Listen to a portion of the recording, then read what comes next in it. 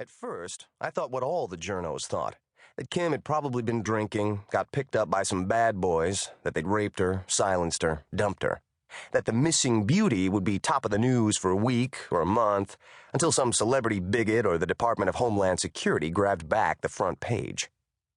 But still, I had my self-delusion to support and an expense account to justify, so I bulled my way into the black heart of a vile and compelling crime spree. In so doing, and not by my own devising, I became part of the story, selected by a profoundly psychotic killer with a cherished self-delusion of his own. The book you hold in your hands is the true story of a skillful, elusive, and most would say first-rate monster who called himself Henri Benoit. As Henri told me himself, Jack the Ripper never dreamed of killing like this. For months now, I've been living in a remote location getting Henri's story down. There are frequent electrical brownouts in this place, so I've gotten handy with a manual typewriter. Turns out I didn't need Google, because what isn't in my tapes and notes and clippings is permanently imprinted on my brain. Swimsuit is about an unprecedented pattern killer who upped the ante to new heights, an assassin like no other before or since. I've taken some literary license in telling his story because I can't know what Henri or his victims were thinking in a given moment.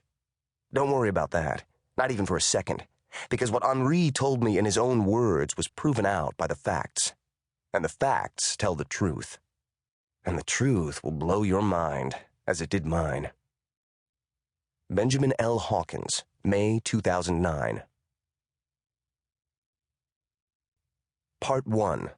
The Camera Loves Her. Chapter 1. Kim McDaniels was barefooted and wearing a blue and white striped Juicy Couture mini dress when she was awoken by a thump against her hip, a bruising thump. She opened her eyes in the blackness as questions broke the surface of her mind. Where was she? What the hell was going on? She wrestled with the blanket draped over her head, finally got her face free, realized a couple of new things. Her hands and feet were bound, and she was in some kind of cramped compartment. Another thump jolted her, and Kim yelled this time, "Hey!"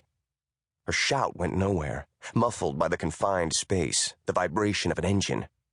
She realized she was inside the trunk of a car, but that made no freaking sense. She told herself to wake up. But she was awake, feeling the bumps for real, and so she fought, twisting her wrists against a knotted nylon rope that didn't give. She rolled onto her back, tucking her knees to her chest, then bam! She kicked up at the lid of the trunk, not budging it a fraction of an inch. She did it again, and now pain was shooting from her soles to her hips, but she was still locked up, and now she was hurting. Panic seized her and shook her hard. She was caught. She was trapped. She didn't know how this had happened or why, but she wasn't dead and she wasn't injured. She would get away. Using her bound hands as a claw, Kim felt around for a toolbox, a jack, or a crowbar, but she found nothing, and the air was getting thin and foul as she panted alone in the dark. Why was she here? Kim searched for her last memory, but her mind was sluggish, as if a blanket had been thrown over her brain, too. She could only guess that she'd been drugged. Someone had slipped her a roofie. But who? When? "Help! Let me out!" she yelled, kicking out at the trunk lid, banging her head against a hard metal ridge. Her eyes were filling with tears, and she was getting mad now, on top of being scared out of her mind. Through her tears, Kim felt a 5-inch-long bar just above her. It had to be the interior trunk release lever, and she whispered, "Thank you, God." Chapter 2. Kim's claw hands trembled as she reached up, hooked her fingertips over the lever, and pulled down. The bar moved. Too easily. And it didn't pop the lid.